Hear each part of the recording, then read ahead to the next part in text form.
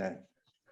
19세기에 와서 최한기의 기측제의, 최재우의 동학, 김항의 정역, 이건 나중에 강증산의 증산교로 이어지죠. 그 다음에 이재마의 자상의학, 이런 것들은 모두 성리학에 기반해서 독자적인 성과를 낸 성과들입니다. 하필 나라가 망하기 직전에 나와서 이제는 거의 사장되거나 청도교, 증산교, 원불교처럼 소수 종교로 거의 사이비 종교 대접을 받고 있지만 동아시아 사회의 한국 독자의 획을 확실히 그었던 것들입니다. 도울의 글을 읽으면서 그분이 고려대 철학과에 다닐 무렵 아마 60년대 말 70년대 초반일 것 같은데요. 고대 철학과에서 동학 연구에 열풍이 있었다는 부분을 제가 읽고 깜짝 놀랐습니다. 아, 그렇구나. 지금은 아무도 모르는데 싶었고요. 그리고 지난 반세기에 완전히 지워졌구나 싶었습니다. 이분들이 이렇게 특별한 인터뷰를 한 이유가 있었던 겁니다. 만약 유쿠의 생각에 동의해서 그의 말대로 한국의 코스모 테크닉스를 알아야 한다면 저는 적어도 이 네 명의 사상에 대한 연구가 양지에서 이루어져야 한다고 생각합니다. 그리고 이 원로 지성의 세대, 그러니까 베이비 부머 세대 직전 세대의 세대가 지닌 감수성, 이분들은 한편으로는 집안의 할아버지 등을 통해서 우리 전통과 맞닿은 상태로 성장했고 나라 잃고 분단되고 전쟁을 치르는 온갖 고난 끝에 겨우 이제 정신 차려서 먹고 살만해진 60년대 후반 70년대에 우리 것이 뭐지라고 다시 찾고 나섰던 그런 세대입니다. 그래서 이 세대를 돌아봐야겠구나 하는 생각을 하게 되었습니다. 사실 이번에 김재인 선생님 옐름슬로우 언어의 지지랑 논문을 보면서도 그 생각이 들었는데요. 그러니까 우리는 우리 것을 찾아서 항상 공자, 노자, 주자 이렇게 너무 멀리 갔지 사실 가까운 데 있는 19세기 그리고 19세기를 되살려 보려고 했던 우리 선배들을 먼저 챙겨볼 필요가 있지 않나 이런 생각이 들었습니다. 그래서 오늘 세미나 1부, 2부 사이의 인터미션에 제가 이 시기를 대표하는 음악인으로 백낙청 선생과 동갑인 신중현의 음악과 도올의 3년 후배뻘인 김민기의 음악을 들려드릴 예정입니다. 신중현은 1960년대 세계적인 락 유행을 바로 도입했죠. 근데 도입함과 동시에 바로 한국 락을 시도했습니다. 그리고 김민기는 그 어렵던 시절 한국 기층민의 정서를 담아내면서 그런 노래들로 사실상 그 한 세대의 감성을 주조해낸 분입니다. 마침 지난해 김민기 트리뷰트 앨범이 나왔는데 이날치가 부른 김민기의 교대 그리고 탈춤에서 김민기의 노래극 다시 이날치로 이어지는 그 지층을 탐사한 임민욱 선생의 교대 비디오 작업을 함께 모아서 작은 음악 무대를 꾸며드리겠습니다. 그래서 인터미션 시간에 그냥 편안하게 음악과 비디오 영상 감상하시며 즐기시기 바라겠습니다. 자, 그러면 이어서 제 발표로 넘어가겠습니다. 그러니까 제가 너무나 듣고 싶은 분들의 그 발표기 때문에 제가 시간을 잡아먹을 수가 없어서 마음이 빨리 해야 되겠다는 생각으로 굉장히 이렇게 분주합니다 지금. 발표문은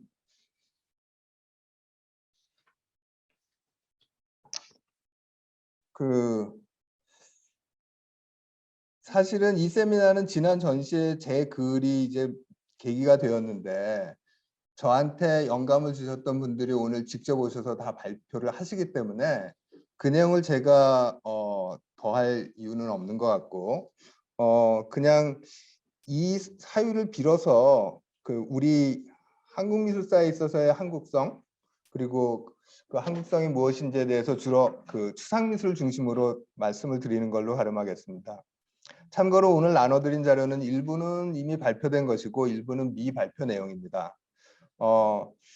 이렇게 따라서 일종의 워킹 도큐먼트 성격을 가지고 있는 것이고요. 그래서 널리 그냥 이용하시는 것은 무방하되 이렇게 발표 이전이라고 하는 점을 감안해 주시고 사용해 주시면 좋을 것 같습니다. 그리고 발표하기 전에 먼저 12월 1월에 여의도의 한국거래소에서 김일환 작가의 그림을 쓰다 훈민정음 전시에 대해서 현장에 계신 분들은 저 뒤에 있는 도록을 그냥 한 권씩 보시면 될 것 같습니다.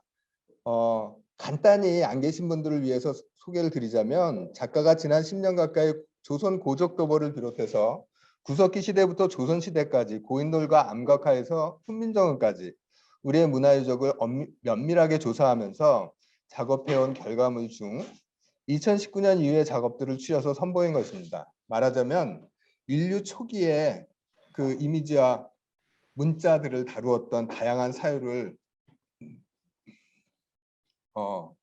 이렇게 섭렵했던 것이고요. 그렇기 때문에 그 사유를 작업들을 읽기 위해서 자연스럽게 인류 초기부터 이미지와 문자에 대해서 어떻게 사유했나를 아는 것이 필요했습니다.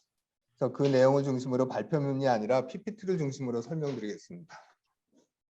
이 글은 이렇게 하이데거가 기술과 예술의 동분원성에 대해서 얘기를 했고 고고 인류학자인 앙드레 르루아그랑이 말한 도구, 언어, 예술의 동분원성이라고 하는 걸 감안한다면 유쿠이가 얘기하는 코스모 테크닉스, 각 지역의 과학 기술에 대한 사유, 뭐 이런 그 기술 다양성 이런 것들을 예술 다양성으로 읽어볼 수 있지 않을까라고 시도한 논문입니다. 그래서 기술 다양성을 기술 대신에 동아시아의 보편 문자인 한자와 우리 고유의 훈민정음을 경유해서 한국의 예술 다양성으로 설명해 보고자 합니다. 하이데거는 1936년에 예술작품의 기원에서 테크네라고 하는 말이 사실은 기술과 예술을 함께 의미한다. 예술은 존재를 드러내는 역할을 수행한다 이런 말을 한 바 있었고요. 그리고 유쿠이가 영향을 받았던 다수의 시몽동, 스티글러 등의 기술 철학자들이 그 영향받은 르루아그랑 사실 들레즈 가타리도 영향을 받았죠. 그래서 그 바로 이 르루아그랑 부분을 이 책인데요. 제스처 앤 스피치라고 하는 책인데 이 책을 김재인 교수님께서 굉장히 잘 요약 정리를 논문을 내주셔서 거기에 크게 제가 도움을 받았습니다. 그래서 김재인 교수님 오늘 모신 거고요. 간단히 설명을 하면 그 르루아그랑은 언어와 도구와 그 형상화, 예술이 동근원적 같이 발생했다라고 하는 것이고요. 그 근거로서 얘기하는 게 르루아그랑은 특이한 게 인류학 박사학위를 가지고 있으면서 이학 박사학위를 또 가지고 있습니다. 그러니까 생리학자예요. 그래서 이걸 굉장히 과학적으로 증명을 하는데 보시는 것처럼 여기 뇌의 요 부위가 핑거 다섯 그러니까 전부 손과 관련된 부분이죠. 손은 도구를 만드는 것이고요. 그다음에 여기는 지금 입과 관련된 부분입니다. 언어와 관련된 거죠. 두 개가 또 굉장히 그 가까운 곳에 있어요. 그래서 뇌에서 차지하는 부분이 굉장히 많을 뿐만 아니라 두 개가 연결되어 있고 오른쪽에 보시는 도구를 만드는 과정. 르루아그랑은 이게 지금 6개 단계의 작업이 그 일련의 그 작업이 순서대로 이루어져야 되는 것인데 그 신텍스가 언어를 이렇게 말할 때 신텍스와 동일한 게 작동한다라고 하면서 언어와 이것은 같이 가는 거다라고 얘기를 합니다. 그러면서 이제 그 언어에 있어서 추상이라고 하는 것이 전체로부터 부분을 고립시킴으로써 한 부분만을 고려하는 것. 그래서 대상의 두드러진 특징, 음경이나 음문이나 들소나 말의 같은 것들을 선별하고 이를 조합해서 신화의 내용을 상징들로 번역한 메토그램, 신화 표기를 만든 것. 그래서 바로 이런 것들은 그가 말하는 어원, 추상의 어원과 굉장히 부합한다라고 해서 예술 활동이라고 하는 것이 처음에 추상이었다고 얘기를 합니다. 그래서 이 그 아주 오래 무스테리안기는 이건 네안데르탈인의 그 유물인데 여기 이제 좀 괴상하게 생겼죠. 그 다음에 라스코 동굴의 벽화의 이 동물을 르루아그랑은 추상이라고 보는 겁니다. 그리고 그 이전에 네안데르탈인의 어떤 이거야말로 이제 주요 부위겠죠. 이 장면은 김혜련 작가의 초기 이제 이 그 고고 유물 탐구를 한 초기 작품인데 이런 식으로 뭔가 이렇게 발화하는 듯한 이렇게 추상 작업인데 이게 제목이 신석기라서 빗살무늬 토기를 비롯한 다양한 토기 문양들을 이렇게 채집한 겁니다. 이런 그 원시 시대의 미술들, 이 위에 건 쇼베고 아래 건 지금 라스코인데요. 대개 3만 년 전, 15,000년 전 뭐 이 정도 되는 것들인데요. 심홍동은 르누아르랑의 영향을 받았죠. 그래서 그 원래 고대에는 마술적 우주에서는 인간과 대상이 구분되지 않는다. 다만 이제 바탕 속의 형상이라고 하는 것이 이렇게 이렇게 여기 지금 나와 있는 것처럼 르누아르랑은 두드러진 특징이라고 이렇게 불렀는데 심홍동은 요충지라고 얘기를 합니다. 그래서 산의 정상이라든가 어떤 문턱, 해안가의 곳, 뭐 이런 곳들, 이곳이 인간과 세계가 이제 소통하는 어떤 그 특이점들이고 그 특이점을 통해서 통합되어 있는 거죠. 분리되어 있지 않고. 근데 그것이 어느 순간 분리되면서 이제 모양의 형상에 해당하는 그 부분은 기술이 담당하고 그 다음에 바탕에 해당하는 부분을 종교가 담당하면서 이제 기술과 종교가 양분되고 주체와 대상이 이렇게 양분되는데, 그러니까 이게 이제 원시 상태를 벗어나게 되는데, 그때 예술이 이걸 다시 수렴시키는 기능을 담당한다고 이제 얘기를 했습니다. 근데 대부분 아까와 같은 동굴 벽화를 보면서 이게 대표적인 게 그 장클로드 같은 분인데, 선사시대 동굴 벽화는 전부 어떤 샤머니즘에 의해서 주술을 하는 것이다 라고 이제 강조를 하고 있고요. 최근에 객체지향 존재론의 티머스 모튼 같은 경우도 예술가들은 스타워즈의 그 오비언 캐노비가 하는 거 그런 거 하는 거다. 어떤 우리를 움직이는 호수를 그런 걸 이제 사용하는 마술이다. 실제로 파울 클레 같은 경우는 이렇게 위로부터 하강하는 우주적 연계를 통해서 세계와 접촉한다고 실제로 본인이 얘기를 했고요. 만약 누가 그런 이유 때문에 내 작업을 마술적이라고 한다면 오케이, 마술적 맞아 라고 할 의향이 있다라고 얘기를 했습니다.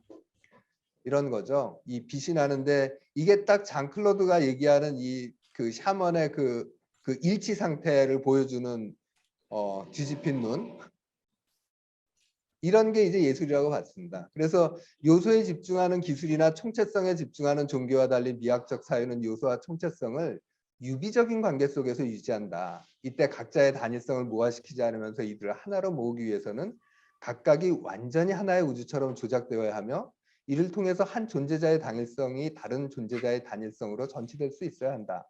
그래서 예술 작품은 세계나 인간에만 연결된 것이 아니라 본질적으로 서로 간에도 연결되어 있다. 유비 관계에 따라서 한 작품에서 다른 작품으로 이행하며, 미학적 우주, 즉 세계의 미학적 망상은 유비 관계의 연결망으로 이루어진다. 이게 이제 심홍동의 얘기입니다.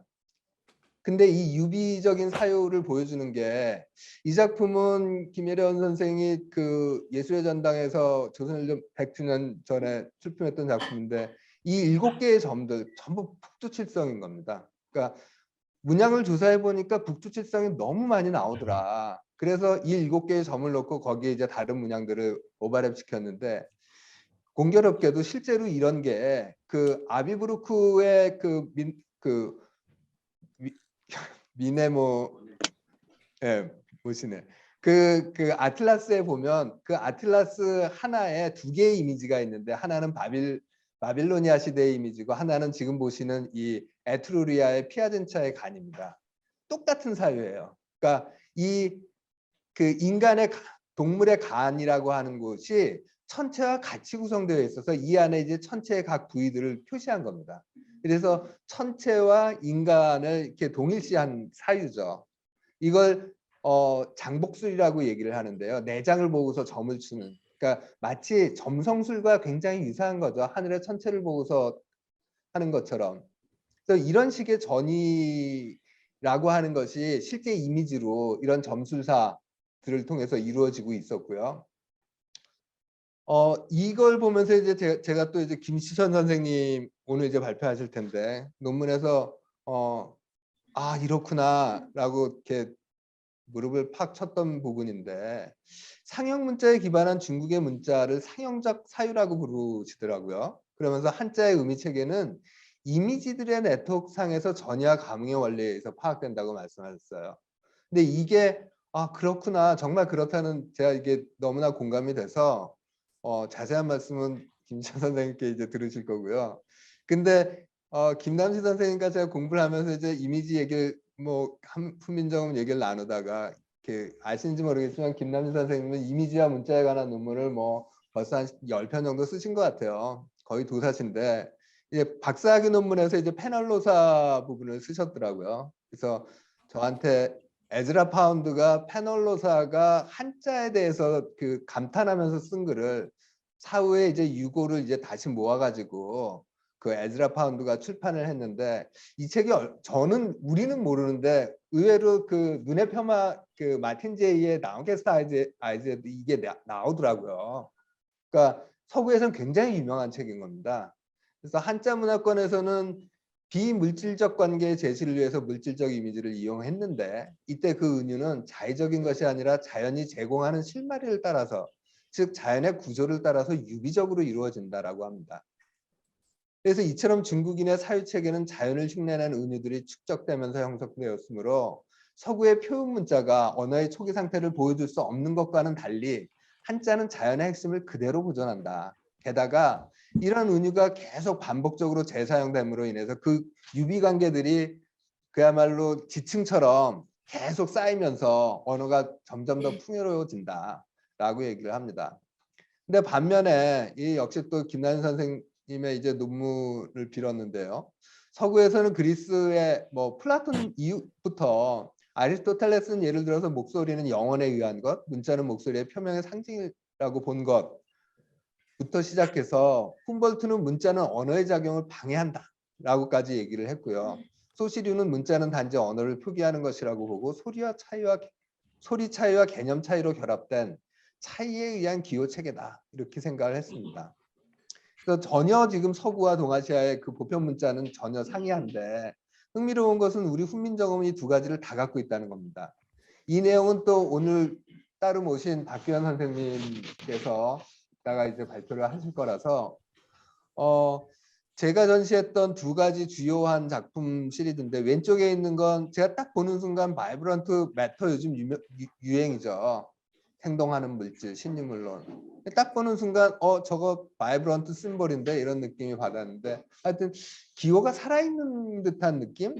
그 다음에 오른쪽에 있는 그 글자는 우리가 쌍기역과 쌍디귿, 쌍지읒 다 아니까 이응을 쌍으로 붙인 우운쯤 되는 게 어떻게 발음해야 될지 모르겠는데 뭐 그런 글자입니다. 그러니까 이게 서구의 추상은 이렇게 빼나가는 거라면 지금 이분의 작업은 뭔가 이렇게 생성하고 비커밍하는 모습으로 그렇게 구축적이라고 하는 점에서 굉장히 달랐다라는 느낌이었고요. 여기까지가 이제 이렇게 제가 여러분들 선생님들을 모셨던 그런 배경에 해당하고요. 이걸 가지고서 제가 미술사가니까 한국 미술사에서 이 보편 문자의 차이가 무슨 작용을 했을까를 그냥 한번 가져와 봤습니다. 처음에 이상하게도 사실 이 작품 1911년에 나오고 말레비치의 이 작품 15년에 나왔으니까 큐비즘이나 추상이 우리가 서구 미술 도입한 게 1910년에 고이동이 일본 가서 배우기 때문에 그 다음에 이제 매년 한 명 정도 갑니다. 그러니까 본격적으로는 1920년대나 돼야지 이제 일본에 많이 가서 배우는데 이게 다 도입돼 있을 때였거든요.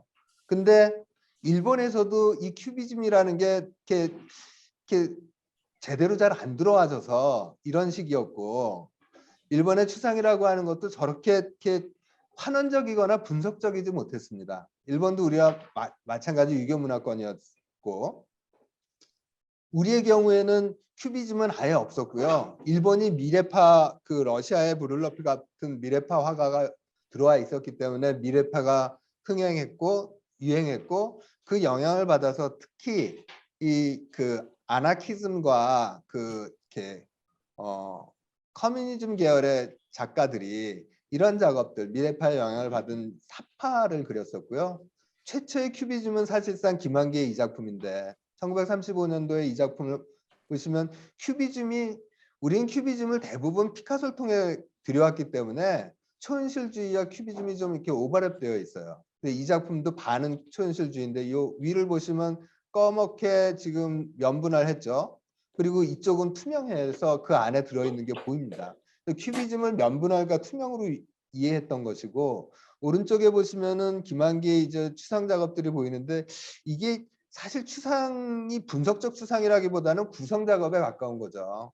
우리도 이게 중학교 때 추상 처음 할 때쯤에 이런 구성 작업들을 미술 시간에 많이 하는데 그런 습작 정도로 볼 수 있고요. 김한기만 하더라도 시간이 좀 지나면 추상에서 벗어납니다. 그러면서 자기 것을 스스로의 것을 찾아야지라고 하면서 이제 본인이 좋아했던 조선시대의 백자를 단순화한다거나 아니면 산수문전 뭐 산수를 단순화한다거나 이런 식의 작업을 했고요. 실제로 유영국이 1940년에 그 이렇게 완전 추상을 한 거에 대해서 평을 뭐라고 다냐면 스스로의 것을 찾아야 되는 거 아닌가 이렇게 비판적으로 평을 답니다. 그래서 우리는 추상을 30년대 시도는 하지만 그냥 습작이었고 다시 이렇게 퇴행하거든요. 이게 아주 대표적으로 프랑스의 그 50년대에 굉장히 많은 작가들이 가는데 거의 대부분 그랑 쇼미에르라는 곳에서 공부를 했습니다. 그 이유가 51년도에 제일 먼저 갔던 이성자 선생님이 거기에서 공부를 했고 그래서 프랑스를 가기 위해서 비자를 받기 위해서 거기서 전부 입학서류를 만들었기 때문에 다 여길 갔어요. 근데 여기에 누가 선생이었냐면 오장팡의 제자였던 그 사람이 선생이었기 때문에 큐비즘이 기본이었습니다. 그래서 다 큐비즘을 배웠어요. 근데 지금 박영선 선생의 이 그림을 보면 큐비즘의 다시점을 얼마나 정확하게 충실하게 지금 앞면도 측면도 두 개를 붙여놨어요.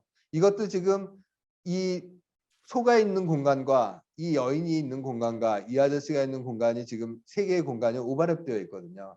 그러니까 시점을 그냥 이렇게 그 대상을 해체한다거나 파편화한다는 생각은 전혀 할 수 없었고 그냥 시점을 병치시킨 거죠. 여기 보시면 여기 김한규와 똑같이 이제 투명하게 바라본다든가 뒤에 이제 면분할을 장식적으로 한다든가 이것도 시점이에요. 이건 정면에서 봤고 지금 이 그 기타의 흔적 같은 것들을 여기 이제 이건 부감으로 내려본 거고 파이프도 지금 부감이고 전체적으로 테이블은 이렇게 장식적 면분할 되어 있죠. 그러니까 이런 식으로 이해를 했고 나머지 가장 큐비즘을 격렬하게 했던 작가가 지금 우리는 함대정이라고 보는데 여전히 소 뭐 전부 다 식별 가능하죠. 한국화에서 박래현도 마찬가지입니다. 아비뇽의 여인들의 모티브를 받아서 다섯 명의 여인들을 이렇게 그리고 한 명은 안 치고 완전히 똑같이 배치를 했는데 그냥 면분할이에요. 나중에 이걸 그 가면 진짜 가면으로 그냥 바꾼 거죠. 지금 여기 보시면은 이게 아프리카 가면이잖아요. 그걸 추상으로 이해한 게 아니라 탈로 바꿨어요. 우리 그 탈춤할 때. 이런 식의 이해. 그 다음에 이제 본격 추상으로 넘어갔을 때 역시 분석적이거나 환원적이지 않습니다. 추상이. 그 다음에 60년대 앵포르멜이 들어왔을 때 뭐 이땐 당연히 이제 분석적 추상이 아니었던 것이고요. 이렇게 왜 그 서구 모더니즘 양식이라고 하는 것이 근대화 함께 나타났으니까 이런 차이는 한국 근대화의 지연에 무언가 이유가 있지 않을까? 그러니까 푸코에 의하면 서구의 지식 체계를 이제 3단계로 나누면서 첫 번째 르네상스 시기를 유비적인 그 에피스테메로 얘기하는데 그 유비적인 사유는 사실 동아시아 사유와 크게 다르지 않거든요. 그러다가 이게 16세기 말 17세기 초가 되면 표상의 그걸로 이제 바뀌죠. 그러니까 유비적인 사유에서는 우리가 이렇게 추상 이렇게 대나무와 난초를 그리는데 거기서는 절개와 고고함을 유비적으로 표현해요. 풍경화에서 그 산수화는 대상을 그리는 게 아니라 관람자가 그림 속에서 하나 되는 거거든요. 완전히 심홍동의 말과 똑같은 건데 주체와 대상의 구분이 뚜렷하지 않은 거죠. 근데 푸코가 17세기가 되면은 이제 표상의 체계로 변화하는데 그때는 동일성과 차이를 분별하고 질서 지우기 위해서 계속 추상을 해서 이렇게 피라미드를 쌓아나갑니다. 마침 페널로서가 뭐라고 얘기를 했냐면 서구의 논리학이 무한한 사물의 기층에서 공통성을 추출하는 개념의 피라미드를 쌓아 올리는 과정에서 사물은 그 개념들에 덮여 가려진다고 말을 했거든요. 그러니까 이 표상의 체계를 말한 거죠. 그러니까 모더니즘 추상도 이처럼 공통성만을 남기고 나머지를 제거해 나가는 그런 그 제거적 추상을 이제 표명한 거죠.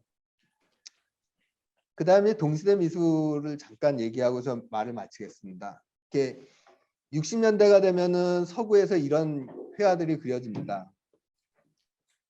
아주 분석적이고 해체적인데 이완이 이런 그림을 그렸죠.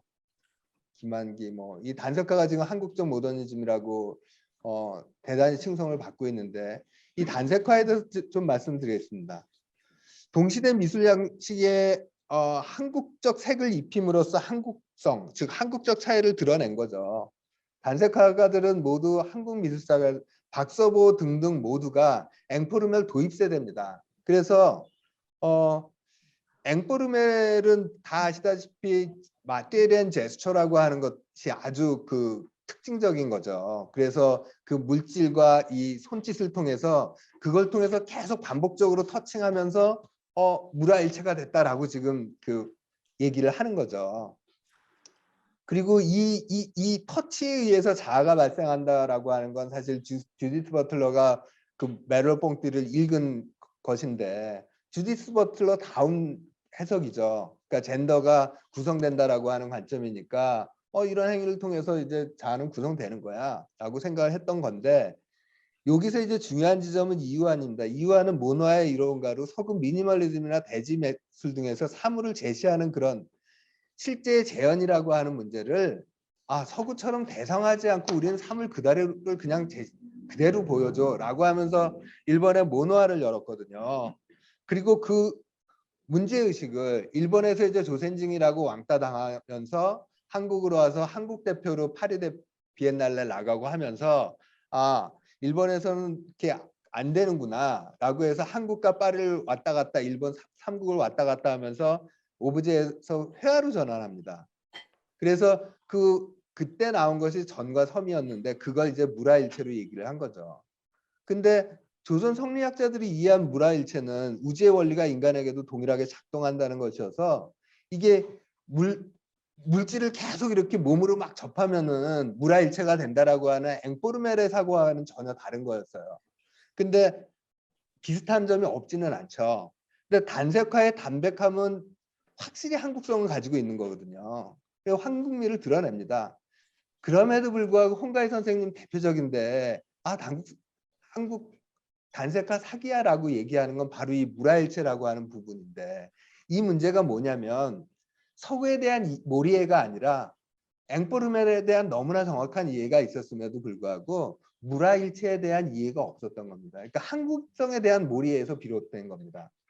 그래서 메를로 뽕띠가 말한 터치에 의한 자아 주체의 발상이라고 하는 사회는 몸으로 체득한 상태에서 이미 앵푸르메를 10여 년 했으니까 그건 이제 체득하신 거예요, 이분들이. 근데 여기다가 70년대 한국 전통 막 이런 것들 민족성 막 이렇게 포장을 하다 보니까 물화일체네 이렇게 된 거죠. 근데 그 사이의 간극을 이해하지 못한 겁니다.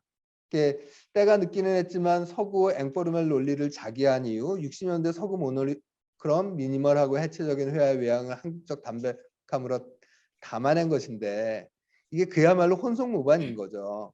근데 하필 거기서 한국성 부각이 성리학의 근본 원리인 물화일체로 정의하면서 스텝이 꼬인 겁니다. 말하자면. 그래서 사실 이건 화가는 그림 그리는 사람이지 이렇게 담론을 만드는 사람은 아니기 때문에 제가 보기에는 오히려 비평의 부재와 무지의 탓에 가깝다고 보여집니다. 이제라도 반드시 고정이 되어야 할 부분이고요. 이것과 대비되는 것이 그 후배 세대인 극사실 화가들인데 제자이기도 하고 후배이기도 하죠. 김홍주나 고용훈 같은 작가들의 작품을 보겠습니다.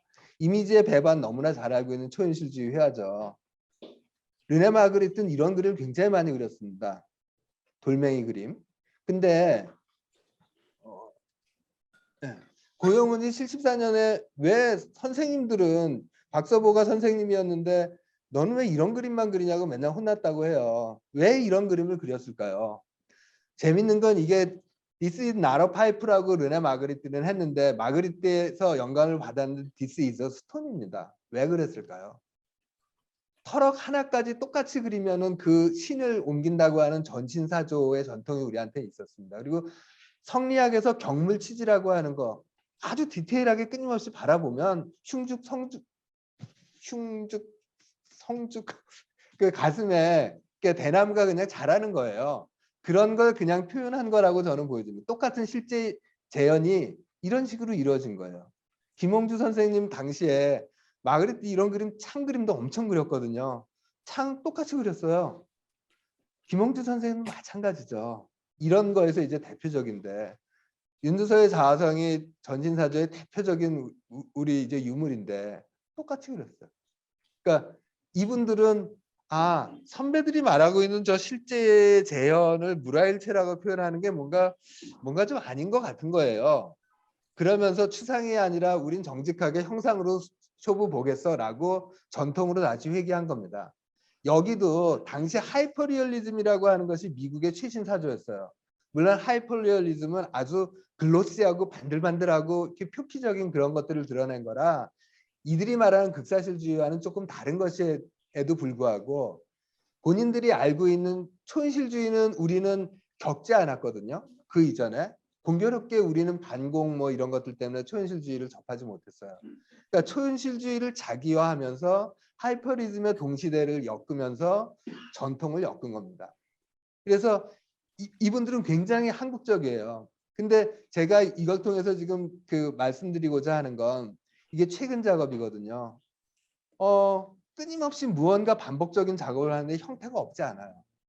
무언가가 이렇게 생성하는 모습, 이게 이제 여자의 누워있는 누드의 모습이죠. 이게 무언가가 하여튼 드러나는, 생성하고 비커밍하는 모습으로 바뀌는데 이것이야말로 어쩌면 좀 더 우리적인 거 아닌가? 원래 스타트를 올바르게 우리 걸 이해하고 접근했기 때문에 올바른 결론에 도출했다고 보여집니다.